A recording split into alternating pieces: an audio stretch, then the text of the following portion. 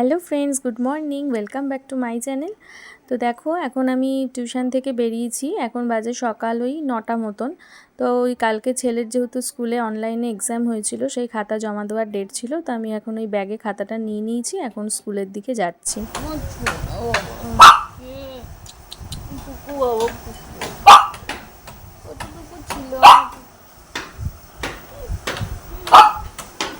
আর একজনের আওয়াজ শোনা যাচ্ছে, দাদাকে আদর করলেই ওর কত রাগ, কত রাগ। না না না না, দেখবে, দাঁড়াও দেখাচ্ছি ওর অবস্থা। না না না না না না, আমার ছোনা ছেলে, আমার ছোনা ছেলে, না না। দেখেছো? দেখো, মানে আমার ছেলেকে আমি আদর করতে পারবো না, সবসময় খালি ওকেই আদর করতে হবে। আসলে সেই যে স্কুল থেকে এসেছি, ছেলের কালকে পরীক্ষা হয়েছিল, সেই খাতা জমা দিয়ে, মানে একদম আমি টিউশনের পথে স্কুলে গেছি, স্কুল থেকে খাতা জমা দিয়ে তারপরে এসেছি। এসে রুটি করলাম টিফিনে, ব্রেকফাস্ট। ছেলেকে দুধ দিয়ে রুটি দিয়ে খাইয়ে দিলাম। আর আমার কালকে একটুখানি চিকেনের ঝোল আর আলু একটু রেখে দিয়েছিলাম, ওই দিয়ে আমি রুটি খেয়ে নিয়েছি। আমার খুব ভালো লাগে চিকেনের ঝোল দিয়ে আলু খেতে, মানে আলু দিয়ে চিকেনের ঝোল দিয়ে রুটি খেতে খুব ভালো লাগে। ভুলভাল বলছি, গরমে মাথা খারাপ হয়ে যাচ্ছে।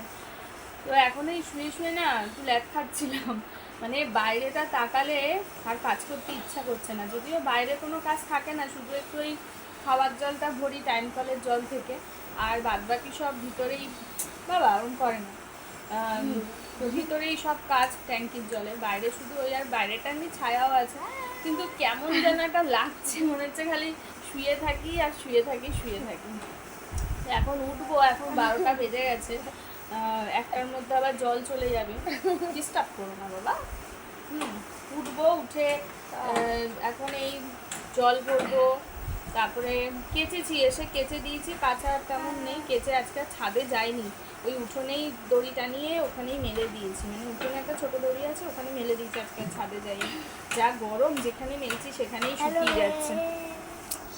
তা এখন এই মানে উঠবো, উঠে এই বিছনা গোছাবো, ঘর ঝাড় দেবো, ঘর মুছবো, যা যা রোজকার যা যা কাজ থাকে, ওই একঘেয়েমি জীবন, ভাল লাগে না।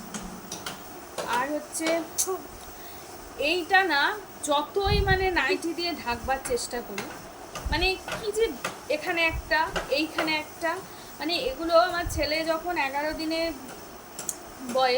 দিন বয়স আতুরে, তখন মানে আমার বিভৎস পক্স হয়েছিল, বিভৎস রকম। মানে আমার ছেলে হতো, আমি এরকম কষ্ট পাইনি।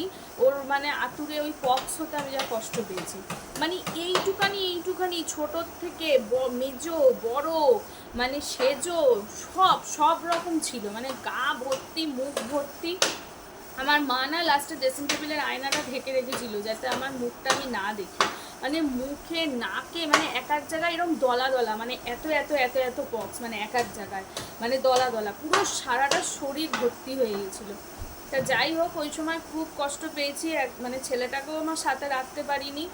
ও 1 মাস মতন আমার থেকে আলাদা, মানে ও এবার ডাক্তার দেখানো হয়েছিল। ডাক্তার বলেছিল, যেহেতু মায়ের কাছে ছিল, কেন পক্সটা হয়েছিল আমার ফার্স্ট যে 1-2 হয়, সেটা হয়েছিল তার 2 দিন পরে বুঝতে পেরেছিলাম যে ওটা পক্স। এবার যেহেতু ছেলের মধ্যে ভাইরাসটা ঢুকে গেছে, এবার হবেই ওটা, ডাক্তার বলেছিল। কিন্তু ওর কষ্টটা সেরকম হয়নি, ওরও হয়েছিল, মানে আমার ঘরে তখন ফার্স্টে আমার হলো, আমার পরে আমার বাবার হলো, বাবার পরে আমার ছেলের হলো, ছেলের পরে আবার আমার বোনের হলো। একমাত্র মা বাদ গেছিলো, কারণ মায়ের ছোটোবেলা হয়ে গেছিলো, শুধু আমার মা বাদ গেছিলো, মানে একজনের পর একজন। তো যাই হোক, সেই যে পক্স হয়েছিল, সেই এগুলো হচ্ছে পক্সের দাগের একটা করে চিহ্ন রেখে গেছে, মানে এগুলো না অনেকটা বড় হয়েছিল। এবার আমার যেহেতু ছেলে তখন ছোট ছিল, ছেলেকে ধরতে পারছিলাম না, এবার জাস্ট মানে পুরোটা শুকাতেও দিইনি আমি, মানে হালকা হালকা শুকিয়েছে, ভিতরে হয়তো কাঁচা, মানে এরকমভাবে আমি চামড়াগুলোকে তুলে তুলে ফেলে দিতাম। এবার ওইগুলো মনে হয় ভিতরে যেগুলো কাঁচা কাঁচা ছিল না, সেগুলোর থেকে এগুলো না এরকম সিস্টের মতন এখন হয়ে গেছে। এই একটা, তারপরে এইখানে একটা, এখানে তো এই জায়গাটা তো পুরো দলা হয়েছিল, মানে এই জায়গাটা এত হয়েছিল, সেখান থেকে এখানে একটা এরকম বড় বড় আছে, মানে দেখা যায় স্লিভলেস। আমি যদিও এমনি কিছু পরি না, একটা নাইটি আছে বাড়িতে, তা ওটা আমার মায়ের নাইটি ছিল, ওই একটাই নাইটি আমি স্লিভলেস পরি, তা ওটা খুব যে সরু হাতা তা নয়, মোটামুটি ম্যাগি হাতাও বলা যায়। তো স্লিভলেস খুব একটা আমি পরি না। এই পাশের ফ্ল্যাটে কাজ হচ্ছে না, যে কথা বলবো টক টক টক টক আওয়াজ, ব্যাকগ্রাউন্ড মিউজিক হয়ে যায়, সেই এই দাগগুলো রেখে গেছে। তো এটাতে তেমন কোনো প্রবলেম হয় না, কিন্তু এই হাতে যেটা আছে বিভৎস ব্যথা, মানে তারপরে ভিতর থেকে কামড়ায়, তারপর চুলকায়, বিড়বিড় করে। ডাক্তার দেখানো হয়েছে, ডক্টর বলেছিল যে এটা অপারেশন করতে হবে, এটা অপারেশন না করলে হবে না, কারণ অনেকগুলো শিরা এর মধ্যে জড়িয়ে গেছে, মানে এটা এরকম বড়, আরও বড়।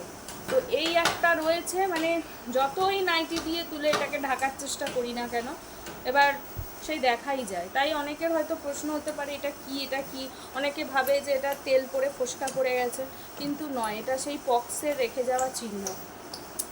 তো চলো, অনেক বক বক করলাম, এখন এবার উঠে আস্তে আস্তে কাজ সারি, আবার দেরি হয়ে যাবে, বিকেলে আবার টিউশন যেতে হবে, এই গরমে না আর ভালো লাগছে না।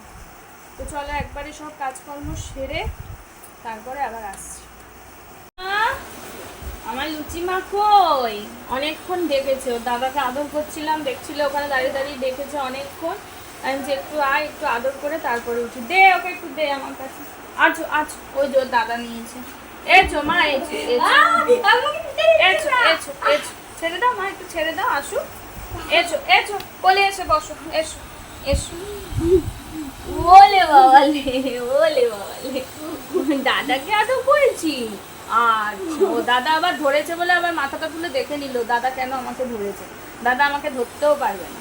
ও মামা, ও ঘুমো করছিল নিচে ওখানে শুয়ে, আমি ছেলে এখানে বসে খেলছে, আমি একটু আদর করছিলাম, তাই অনেক ডেকেছে। তো একটুখানি আদর না করে নামা যায় বলো? কুকুরটা ছাড় না, ওরকম ভাবে জড়িয়ে হলে রেগে যাবে। দেখো বাবা, সত্যি এই এক মায়ার জিনিস গো, সত্যি। আচ্ছা বাবা, ওরম করিস না বাবা, ছাড় ওকে। কত পেয়েছো তুমি, কত পেয়েছো? হ্যাঁ, দাদাকে আদর করেছি, তোমাকে করিনি। আচ্ছা খুব বলছো, তুমি তোমাকেও তো আদর করো, সব সময় আদর খায়, তাও হয় না। ওকেই আদর করো, ওকে দাদাকে আদর করা যাবে না, ধরা যাবে না। চকলেট খায়। আচ্ছা বলো, আমরা আবার কাজ করিনি, তারপরে কাজ করতেই যাচ্ছিলাম, তারপর ভাবলাম না, মেয়েটা আমার অনেকক্ষণ ধরে ডাকছিল, একটু আদর না করে গেলে আবার সেই কাজ ছেড়ে আস্তে আস্তে দেরি হয়ে যাবে, কষ্ট পাবে। কোলে নিনি বলে রাগ করে আবার ওই ওয়ার্ড্রপের তলায় ঢুকে গেছিল।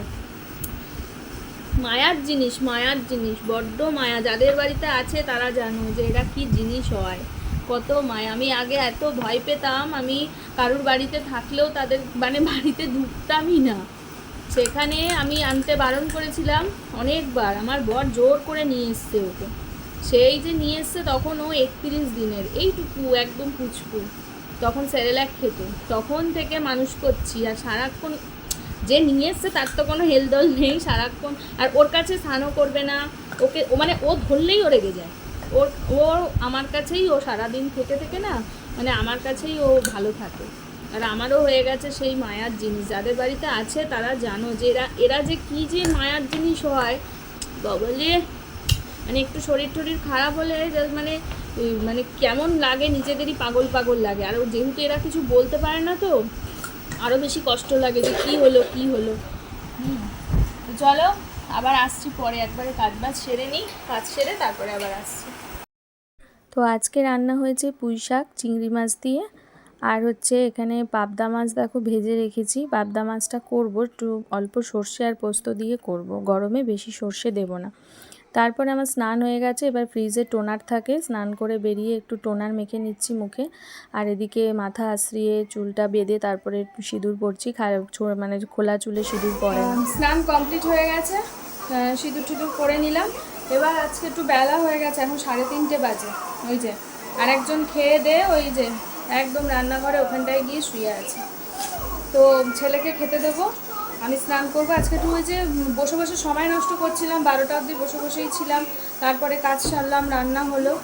তো চলো এবার তাড়াতাড়ি করে খেয়ে তারপর আবার আসছি। এখন বাজে রাত্রি 9:30। সেই তখনের পরে আবার এখন আসলাম, কারণ বিকাল থেকে না অনেকটা চাপে থাকে, তো টিউশন থাকে, তারপরে টিউশন থেকে আস্তে আস্তে 8টা বেজে যায়। তারপরে এসেই একটু ফ্রেশ ট্রেশ হয়ে ঘরে কিছু কাজ থাকে, বাসন থাকে, সেগুলো মাজা ঘষা, এইসব সংসারের কাজ যতই করো আর শেষ হয় না। সেই জন্য আর আসিনি। আর আজকে বাইরের ওয়েদারটা না হঠাৎ করে বিকেলের পর থেকে মানে এত সুন্দর হাওয়া দিচ্ছে, কালকেও খুব হাওয়া দিচ্ছিল, যখন পড়িয়ে বাড়ি ফিরছি মানে খুব সুন্দর হাওয়া, ঘরে আর ঢুকতে ইচ্ছে করছে না। কিন্তু ওই হলে কি হবে, কিন্তু হাওয়াটাও সেই গরমই, হাওয়াটা সেই ঠান্ডা না যে হাওয়াটা গায়ে লাগছে বলে যে ভালো লাগছে তা না। তো চলো এখন এখানে ভিডিওটা তাহলে শেষ করে দিচ্ছি, আবার বেশি বড় হয়ে যাবে ভিডিও, বেশি বড় ভিডিও হয়ে গেলে আবার ভালো লাগে না। তা এখন আর সেরকম কিছু কাজ নেই, রাত্রি ডিনারও ওই দুপুরের যা করা হচ্ছে তাই এখন খাবো, খেয়ে দিয়ে এখন তাড়াতাড়ি শুয়ে পড়বো, তার আগে একটু এডিট করে নিই। তো চলো, যদি ভিডিওটা ভালো লাগে তাহলে প্লিজ সাবস্ক্রাইব করে দিও, সবাই পাশে থেকো, সবাই ভালো থেকো, সুস্থ থেকো, সাবধানে থেকো। আবার কালকে একটা নতুন ভিডিওর সাথে দেখা হবে। চলো টাটা, বাই বাই।